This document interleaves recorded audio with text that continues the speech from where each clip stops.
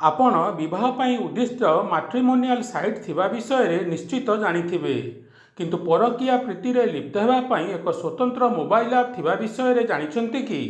ଯଦି ଜାଣିନାହାନ୍ତି ତାହେଲେ ଆପଣ ଆମର ଏହି ଭିଡ଼ିଓକୁ ମୂଳରୁ ଶେଷ ଯାଏଁ ଦେଖନ୍ତୁ।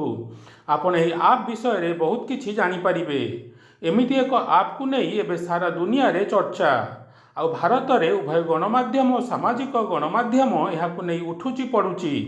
ଏହି ଆପ୍ରେ ଏବେ ଲକ୍ଷ ଲକ୍ଷ ଲୋକ ପଞ୍ଜୀକରଣ କରିଛନ୍ତି, ଆଉ ତାହା ବି କେବଳ ପରକୀୟା ପ୍ରୀତିରେ ଲିପ୍ତ ହେବା ପାଇଁ। ଏଥିରେ ପଞ୍ଜୀକରଣ କରୁଥିବା ସମସ୍ତ ବ୍ୟକ୍ତି ବିବାହିତ, କିନ୍ତୁ କୌଣସି କାରଣରୁ ସେମାନେ ନିଜ ବୈବାହିକ ଜୀବନକୁ ନେଇ ସନ୍ତୁଷ୍ଟ ନୁହନ୍ତି। ସେମାନେ ଅନ୍ୟ ବିବାହିତ ପୁରୁଷ କିମ୍ବା ମହିଳାଙ୍କ ସହିତ ସମ୍ପର୍କ ବନାଇବାକୁ ଆଗ୍ରହୀ। ଏହି ଆପ୍ ଜରିଆରେ ସେମାନେ ଏଥିପାଇଁ ପାର୍ଟନର ବାଛିବା ସହିତ ଚାଟିଂ କରିପାରିବେ ଓ ଅନ୍ୟର ପ୍ରାଇଭେଟ୍ ଫଟୋ ବି ଦେଖିପାରିବେ। ସେମାନେ ଚାହିଁଲେ ଏପରି ସମ୍ପର୍କକୁ ଆହୁରି ଆଗକୁ ନେଇପାରିବେ ଓ ଆହୁରି ଗଭୀର କରିପାରିବେ।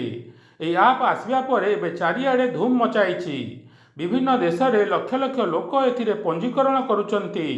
କେବଳ ଭାରତରେ ଏଯାଏଁ 40 ଲକ୍ଷ ଲୋକ ଏଥିରେ ପଞ୍ଜୀକରଣ କରିସାରିଲେଣି। ଏମାନଙ୍କ ଭିତରୁ 18% ବେଙ୍ଗାଲୁରୁରେ ରହୁଥିଲା ବେଳେ 17% ହାଇଦ୍ରାବାଦ, 11% ଦିଲ୍ଲୀ, 9% ମୁମ୍ବାଇ ଏବଂ 7% ଲୋକ ପୁନେରେ ରହୁଛନ୍ତି।